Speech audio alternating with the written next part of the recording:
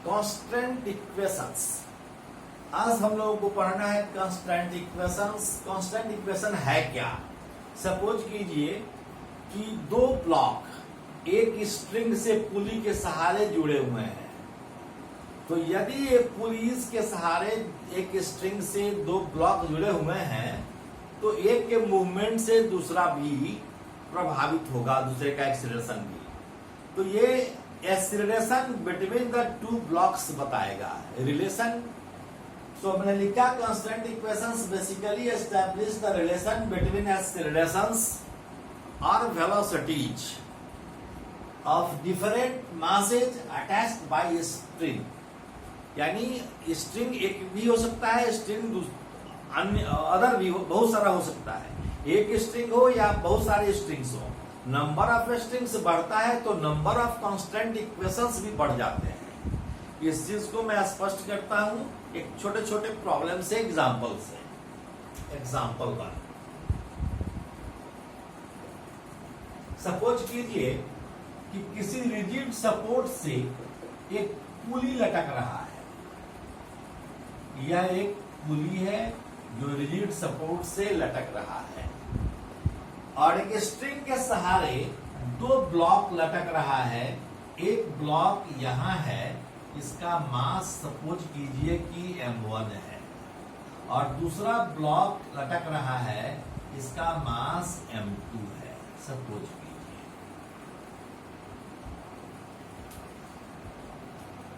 ये पुली के सहारे ये स्ट्रिंग एक ही स्ट्रिंग से ऐसे लटक रहा है।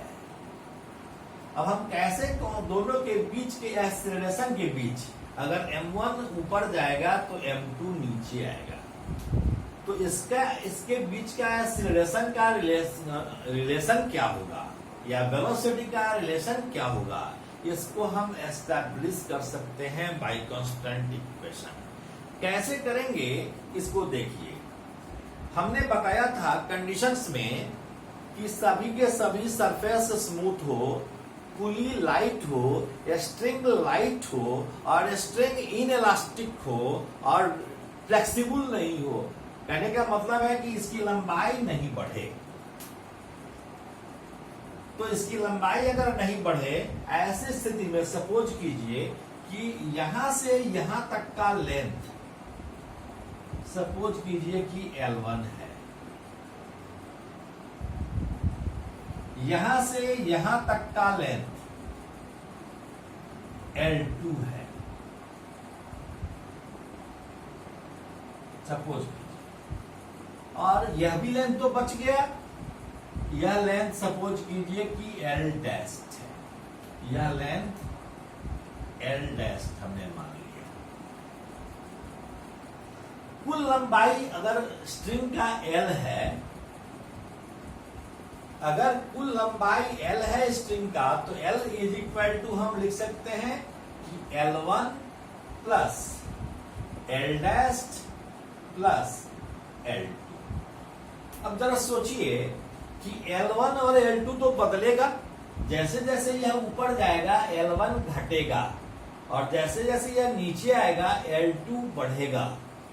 और L डैश तो कांस्टेंट है क्योंकि यहां से यहां तक की दूरी तो बदलने वाली नहीं है, यह हमेशा कांस्टेंट रहेगा। कुल लेंथ भी कांस्टेंट रहेगा।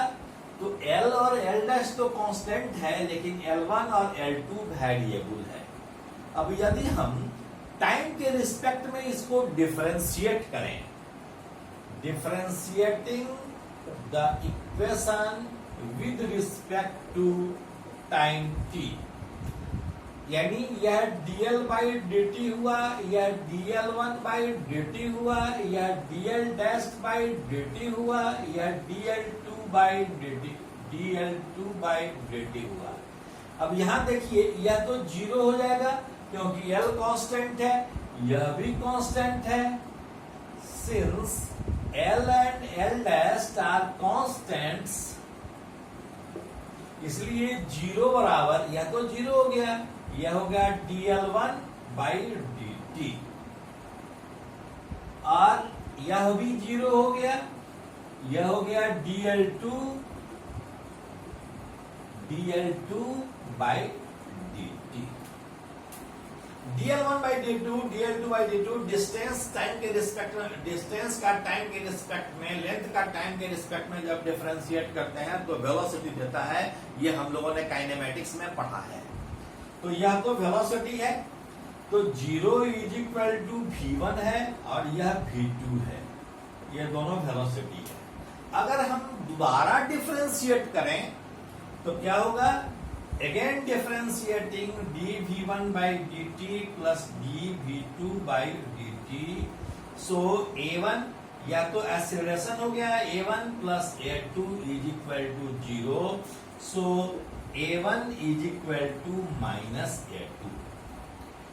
a1 प्लस a2 0 है, इसलिए a1 बराबर माइनस a2 है। मैग्नीट्यूड में तो दोनों बराबर है, मैग्नीट्यूड में दोनों बराबर है, लेकिन दोनों का डायरेक्शन अलग अलग है। एक यदि ऊपर जा रहा है तो दूसरा नीचे आ रहा है। डायरेक्शन अपोजिट होने के कारण यदि हम a2 को पॉजिटिव लेंगे तो a1 निगेटिव होगा, अगर a2 को निगेटिव लेंगे तो a1 पॉजिटिव होगा। इस तरह से हम रिलेशन एस्टैब्लिश कर लेते हैं। अब सपोज कीजिए कि हमको अब एक्सीलरेशन का वैल्यू भी निकालना है, a1 और a2 का वैल्यू भी निकालना है। तो हम वैल्यू कैसे निकालेंगे, इसको मैं आपको दिखा रहा हूं। वैल्यू अब निकालकर मैं दिखा रहा हूं, ठीक है? तो इसको मैं भी जा रहा हूं।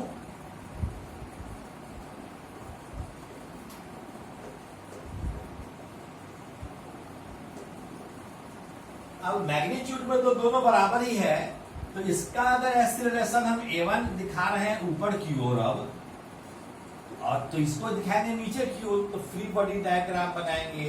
यह m1 है, m1g नीचे की ओर लग रहा है। इस स्ट्रिंग में टेंशन है T, क्योंकि एक ही स्ट्रिंग है इसलिए हर जगह टेंशन समान होगा। इसमें भी T टेंशन होगा, इसमें भी T होगा।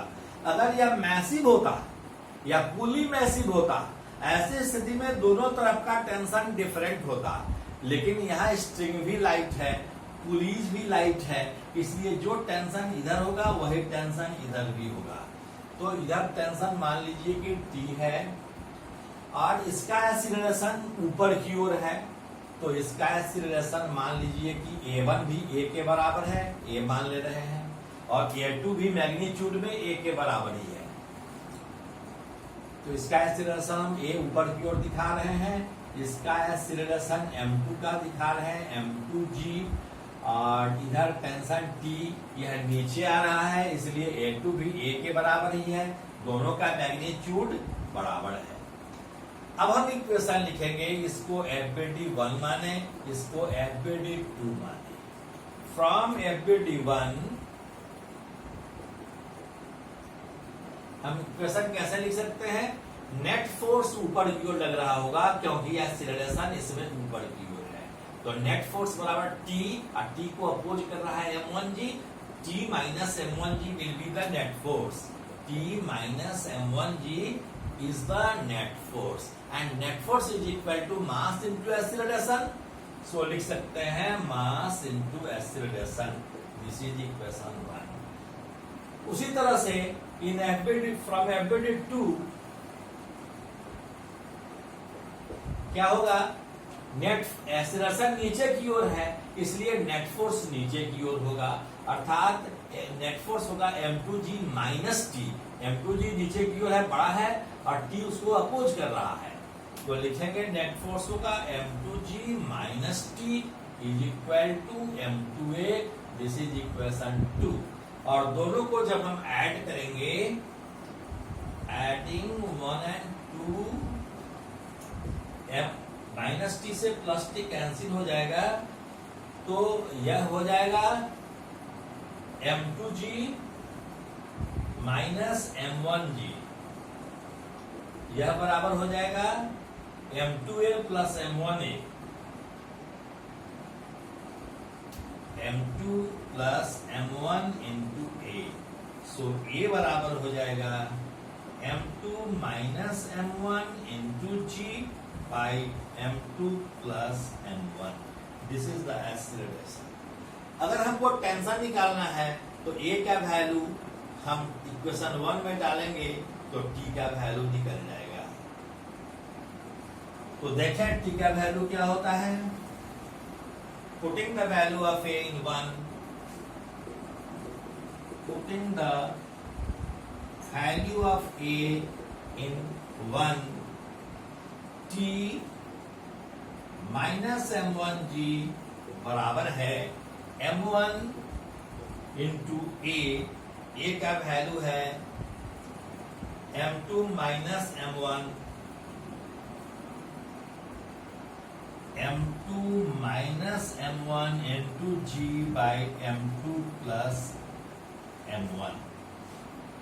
m1g को उधर ले जाइए, t बराबर है m1g, यहाँ भी m1g है, यहाँ भी m1g है, कॉमन ले लीजिए, हो जाएगा 1 plus m2 minus m1 by m2 plus m1, और यह बराबर हो जाएगा m1g, यहाँ m1 प्लस m2 है, यहाँ क्या हो जाएगा, यह m2 प्लस m1 है, m1 plus m2 plus m2 minus m1 से प्लस m1 कैंसिल हो गया, इसलिए t का वैल्यू हो गया 2m2 into m1, that is 2m1 m2g by m1 plus m2। This is your tension. इस तरह से हम टेंशन निकाल सकते हैं। तो कोई भी कांस्टेंट रिलेशन एस्टैब्लिश करना हो तो हम कैसे करते हैं कि इसके लेंथ को यहाँ से, इसके सेंटर से, पुली के सेंटर से हम लेंथ को ले लेते हैं और सभी लेंथ को जोड़कर हम डिफरेंशिएट कर देते हैं टाइम के रिस्पेक्ट में। एक बार डिफरेंशिएट करते हैं तो वेलोसिटी के बीच रिलेशन एस्टैब्लिश होता है, दूसरी बार करते हैं तो एक्सीलरेशन के बीच एस्टैब्लिश होता है रिलेशन। फिर हम दूसरा क्वेश्चन करते हैं।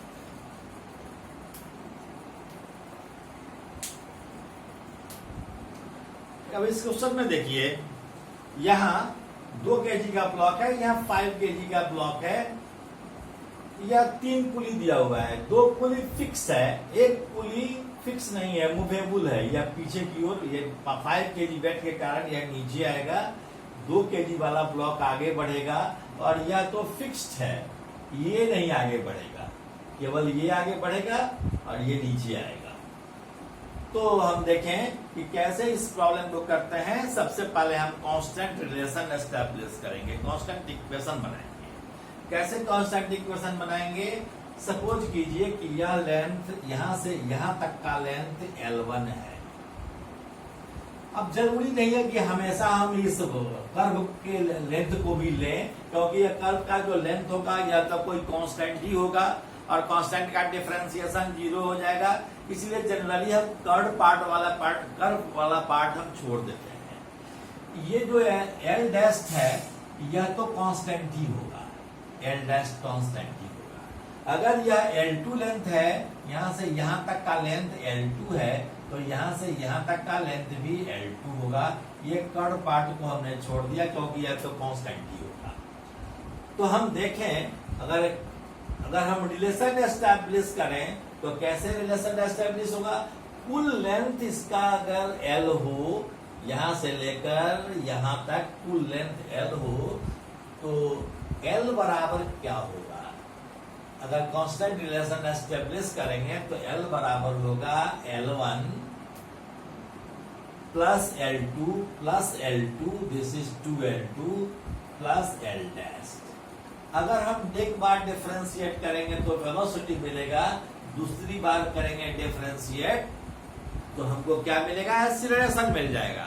तो हम डबल डिफरेंशिएशन एक बार में ही कर दे रहे हैं। Differentiating with respect to t, पहले क्या हो जाएगा? यह तो 0 हो जाएगा और यह हो जाएगा dl1 बाई dt, और ये हो जाएगा 2dl2 बाई dt। ओके, यह dl2 बाई dt हो गया। अगर हम दोबारा डिफरेंशिएट करते कि यह तो वेलोसिटी हुआ, दोबारा हम डिफरेंशिएट करेंगे तो एक्सीलरेशन मिलेगा। Again differentiating with respect to t, 0 बराबर है a1 प्लस 2a2, इसलिए a1 बराबर है -2a2। अब जरा सोचिए कि अगर इसका एक्सीलरेशन a माने, if a2 is equal to a, then a1 का मैग्नीट्यूड क्या होगा, 2a के बराबर। a2 को यदि हम a मान लें तो a1 का मैग्नीट्यूड क्या होगा, 2a के बराबर होगा। क्यों कि दोनों a2 को a मान लिए हैं, इसलिए होगा a1 बराबर है, a1 का मैग्नीट्यूड बराबर 2a। माइनस साइन क्या बताता है कि अगर एक जा रहा है इधर तो दूसरा जा रहा है नीचे, एक घट रहा है तो दूसरा बढ़ रहा है, इसका लेंथ घट रहा है और इसका लेंथ बढ़ रहा है। तो इसका एक्सीलरेशन क्या हो गया, इसका एक्सीलरेशन a2 है, तो a2 को हमने a मान लिया। तो हम फ्री बॉडी डायग्राम अब बनाएंगे, इतना तो आप लिख लेंगे। इसके बाद इसका फ्री बॉडी डायग्राम हम बनाते हैं।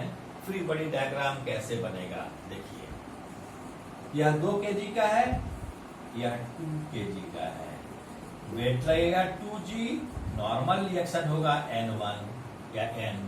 क्यों नॉर्मल रिएक्शन लगेगा, क्योंकि यह सरफेस पर रखा हुआ है और इधर टेंशन लग रहा है t, क्योंकि एक ही स्ट्रिंग है इसलिए टेंशन एक ही है t। यहाँ इसका टेंशन दूसरा होगा, इसका मान लीजिए अगर हम t1 मान लें या t1 मान लेते हैं, तो एक इसका एक्सीलरेशन a है। अब इसका एक्सीलरेशन इसका एक्सीलरेशन 2a है, क्योंकि इसका एक्सीलरेशन हमने निकाला है a1 का 2a, तो इसका एक्सीलरेशन 2a होगा। अब इसको FPD1 मान लेते हैं और दूसरे का बताते हैं। पहले इसका पुली का देखें, यह पुली है, इधर हमने लिखा T1, इस स्ट्रिंग में, इस स्ट्रिंग के इस पार्ट में T1 है, इस पार्ट में T1 है, लेकिन यह दूसरा स्ट्रिंग है, तो दूसरे स्ट्रिंग में तो टेंशन बदल जाएगा, यह T2 होगा। तो हम लिख सकते हैं इससे इक्वेशन लिख सकते हैं कि 2T1 बराबर है T2 के। क्यों 2T1 बराबर T2 क्या होगा, क्योंकि इसका मास 0 है, नेग्लिजिबली स्मॉल है, 0 के आसपास है। अगर यह नीचे आ रहा है तो T2 माइनस 2T1 बराबर है मास गुना एक्सीलरेशन, मास 0 है, इसलिए 2T1 माइनस T2 बराबर 0। सो 2T1 बराबर है T2 के, इसलिए T2 बराबर क्या होगा, T2 बराबर 2T1 और T1 बराबर है T2/2, कुछ भी लिख सकते हैं। अब जरा देखें, हम आगे बढ़े। अब इस 5 kg के ब्लॉक का देखें, यह 5 kg का ब्लॉक है, 5G लगेगा नीचे और इसमें टेंशन है T2, तो T2 टेंशन लगेगा ऊपर की ओर, यह नीचे आ रहा है, कितने एक्सीलरेशन से आ रहा है, तो A2 का एक्सीलरेशन A है, नीचे की ओर A लिखे। इसको हम लिखे FBD1, इसको FBD2 और इसको मान लीजिए FBD3। अब हम इक्वेशन तो हो गया, अब हम ये कांस्टेंट इक्वेशन हुआ और ये हम फ्री बॉडी डायग्राम बनाए। इस फ्री बॉडी डायग्राम से भी हम इक्वेशन लिखते हैं एक्सीलरेशन के लिए।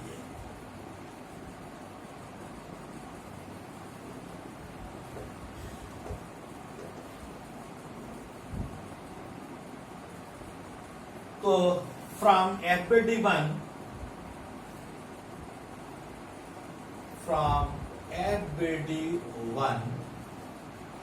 T1 is equal to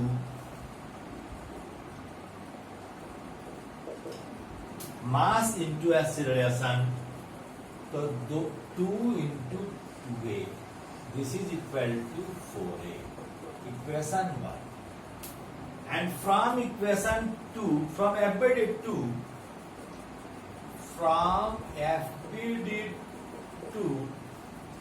acceleration नीचे की ओर है, इसलिए नेट फोर्स नीचे की ओर लग रहा है 5G minus T2, 5G minus T2 this is equal to mass into acceleration, that is 5 into ए, 5 इंटू ए, या 5g माइनस T2, T2 के जगह पर क्या लिखेंगे, T2 बराबर है 2T1 के, तो T2 के जगह पर हमने लिखा 2T1, this is equal to 5a। यह इक्वेशन हो गया 2। अब 1 और 2 को हम इक्वेट करें, या तो हम T1 का वैल्यू 4a दे दें, या हम 2 से मल्टीप्लाई करें दोनों ओर और दोनों इक्वेशन को जोड़ दें, तो T1 कैंसिल हो जाएगा। हम दोनों में से कुछ भी कर सकते हैं। चलिए हम T1 का वैल्यू ही दे देते हैं, 2 इंटू T1 बराबर है 4a के, सो इसको लिखिए 4a, this is equal to 5a। So 5g is equal to 8a plus 5a, this is 13a, इसलिए a is equal to 5g by 13। a किसका है, इसका है, और this is acceleration of 5 kg block, और एक्सीलरेशन ऑफ 2 kg ब्लॉक क्या होगा, इसलिए एक्सीलरेशन ऑफ 2 kg ब्लॉक बराबर है, इसका एक्सीलरेशन तो हमने 2a माना है, तो 2a, a का वैल्यू निकाल चुके हैं, तो 2 इंटू a का वैल्यू है 5g by 13, this is 10g by 13। एक का एक्सीलरेशन नीचे की ओर है और इसका एक्सीलरेशन हॉरिजॉन्टली है। इस तरह से हम कोई भी प्रॉब्लम बना सकते हैं। मैं समझ रहा हूं कि इसको आप इंटरेस्ट से देखे होंगे और आपको पूरा का पूरा समझ में आया होगा। अगर कोई दिक्कत होगी तो आप कमेंट करेंगे, कमेंट बॉक्स में लिखेंगे और इसको मैं फिर से क्लियर कर सकता हूँ। Thank you so much.